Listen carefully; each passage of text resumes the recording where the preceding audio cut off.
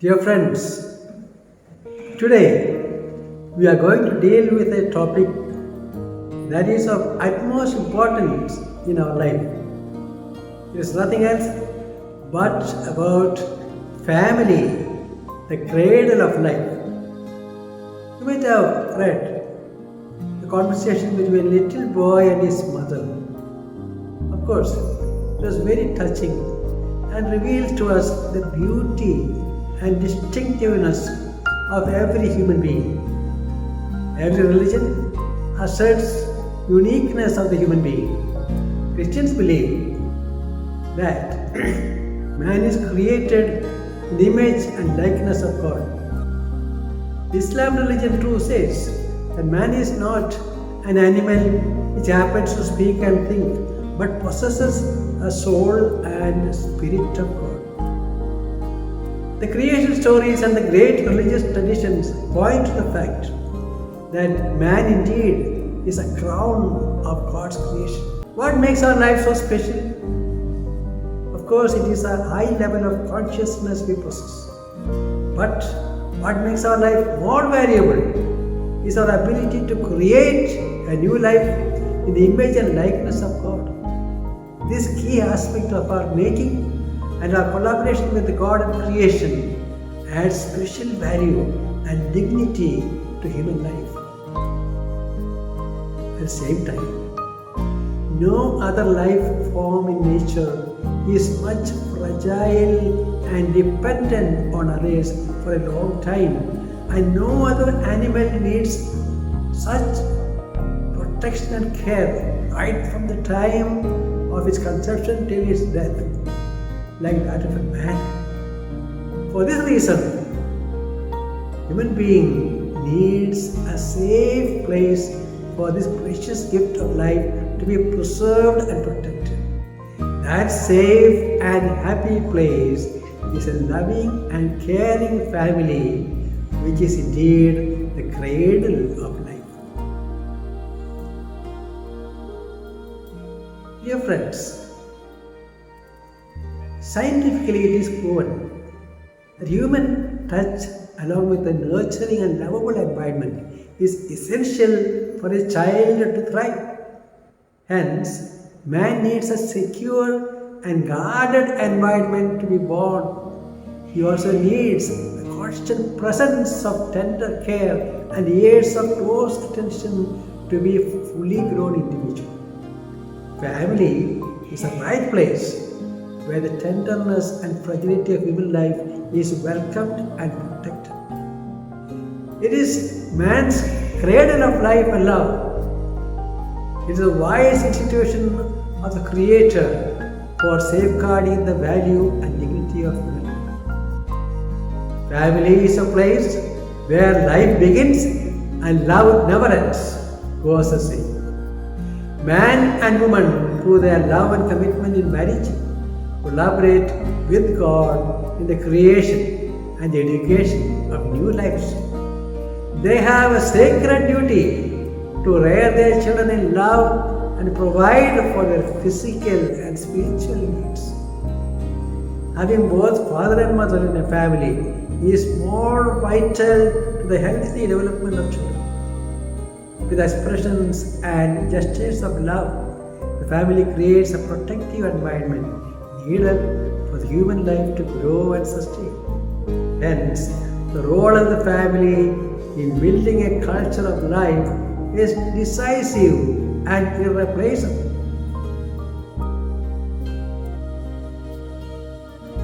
However, there are many challenges to life.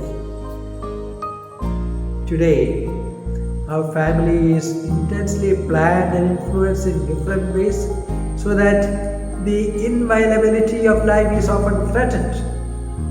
To suit our selfish needs, we consciously forget the sacredness of life and fail to protect it. This big issue is posed not only at the beginning and end of life, but also with illness, conflict, and life's crisis. Being the cradle of life, the natural institution meant to preserve life, awareness about some major threats posed to life would help our families to stand for life and to fight for the right to life. One great challenge to life is abortion. We all know what abortion is. It is deliberately ending a pregnancy, killing the fetus in the process before normal child. The question of when does life begin is one of the prominent arguments that decides the rights and wrongs in abortion. Right from the time of conception, when a potent sperm from the male merges with the fertile ovum of the female, the life of a new individual begins. Within a few hours, the fetus starts growing, and within 21 days, the heart of the fetus starts to beat. In 7 weeks, all the organs of the body start to develop, and within months, it grows into a completely developed baby. Hence, denying life or killing the fetus at any stage of its development is the same as committing a murder. Do you know what happened to Aswathama, the son of Dronacharya, when he tried to destroy the fetus of Abhimanyu's wife? He was cursed by Lord Krishna to live like an animal for millions of years.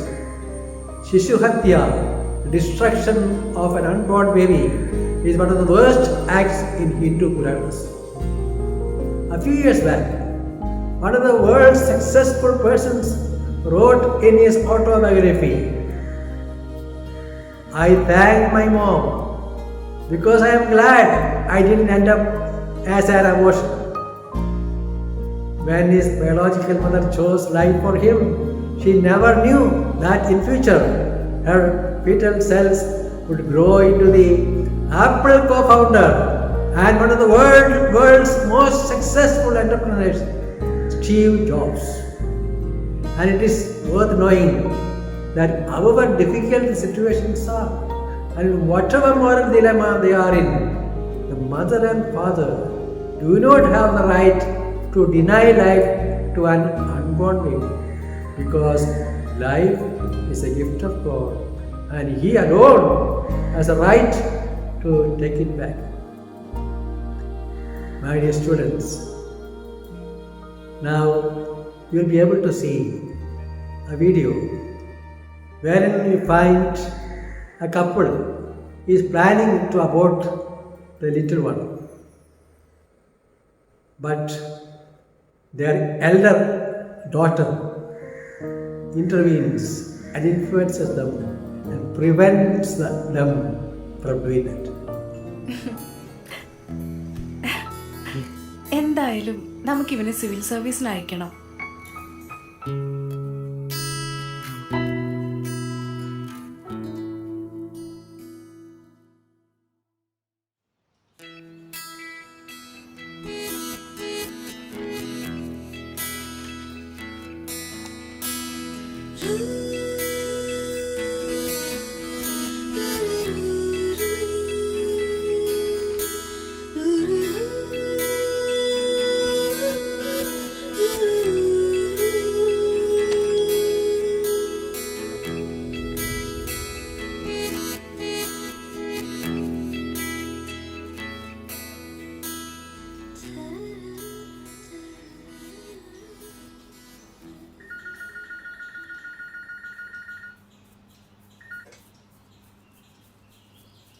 Mister, നിങ്ങളൊരു കാര്യം മനസ്സിലാക്കണം. ഒരു doctor എന്ന നിലയിൽ ഓരോ ജീവനും എനിക്ക് വിലപ്പെട്ടതാണ്. എനിക്കൊരു മോളുണ്ട്. അതുകൊണ്ട് നിങ്ങൾ എന്ത് ഓഫർ ചെയ്താലും ഞാൻ ഈ അബോർഷൻ ചെയ്യില്ല.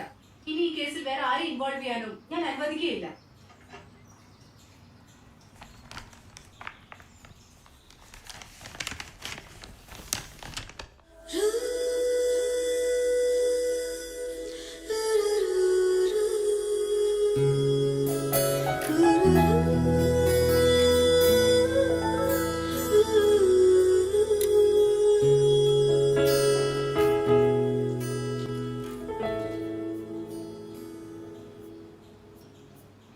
ആർട്ടിസ്റ്റ് എക്സാം ടൈമിൽ പെയിന്റിംഗ് കോമ്പറ്റീഷൻ എന്ന് പറഞ്ഞ് നടന്ന ഇങ്ങനെ ഇരിക്കും. എന്താണോ ഇത്? ഇത് തന്നെ ഇംഗ്ലീഷ് നോട്ട്ബുക്കോ അതോ ഡ്രോയിങ് ബുക്കോ? പടമറിച്ച് നടന്നാലേ ജീവിതത്തിൽ ഒന്നും ആകാൻ പോകുന്നില്ല. Daddy college professor, mummy doctor. താൻ അവർക്കും കൂടി നാണക്കേടാണല്ലോടോ. തന്റെ പേരൻസിനെ ഞാൻ ഇന്ന് വിളിക്കുന്നുണ്ട്. തന്റെ പെയിന്റിംഗ് ഞാൻ ഇന്ന് നിർത്തിക്കും.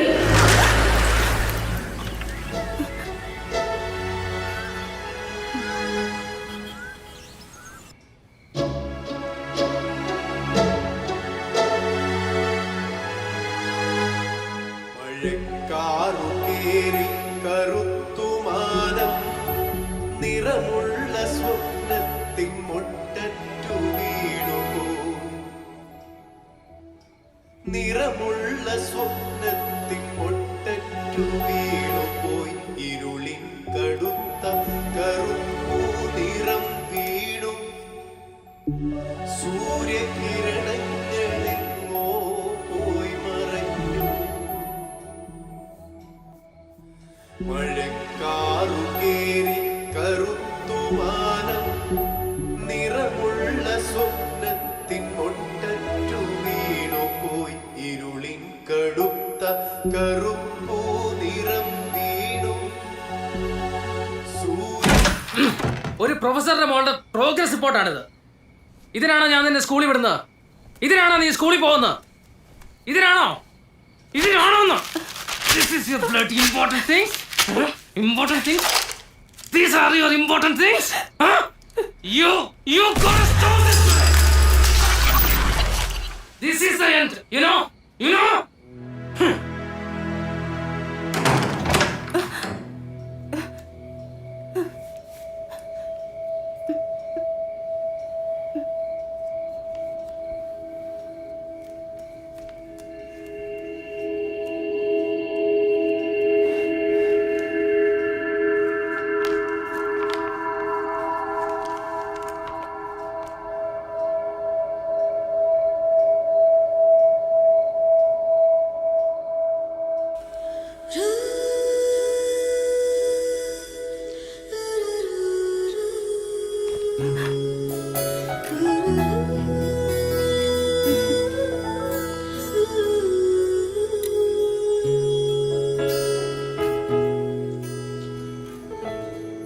വലുതാകുമ്പോ എന്താവണമെന്ന് ഇവന് സ്വപ്നം ഉണ്ടാവില്ലേ?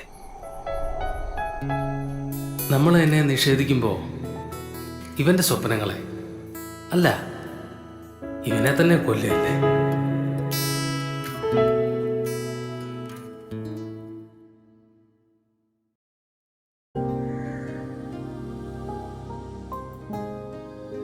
Another challenge to life is birth control. Let's do a small statistics. Compare the number of children in the last 3 generations of your family. What difference do you see? Today we live in an era where it's very rare to see large families. Studies say that India is growing in one-child families to ensure financial and social stability. Malthusian theories and the problems of high population make us think that having many children is inconvenient, expensive and a threat to an already populated world. But ironically, China, the biggest propagator of the one-child policy, has recently reconsidered it. The country was forced to end the biggest population control experiment in history because of its rapidly aging population and shrinking workforce. Almost all religions teach that children are a blessing from God. When a family is blessed with many children, the bonding between them would be greater and they possess a huge power to survive any crisis in life. Hence, it's high time our families to count children not as a burden but as blessings to share the burdens of life. Finally, another great challenge to protect and safeguard life is ignoring the old and the deceased. A recent study by HelpAge India shows that in the last 4 years, there is a 69% increase in number of old age homes in Kerala and it tops the other states for having maximum number of it. Till some years ago, our society had a tradition of living in extended families and valuing the presence and wisdom of the elderly. With time, our lifestyles have changed and our nuclear families have made the elderly disappear from our homes. Our generation also faces a great danger of considering the weak forms of life in our family, physically or mentally challenged, abnormal people, etc., as functionless and as mere biological waste. Euthanasia or mercy killing is another cruel method used to stuff out a so-called unproductive life.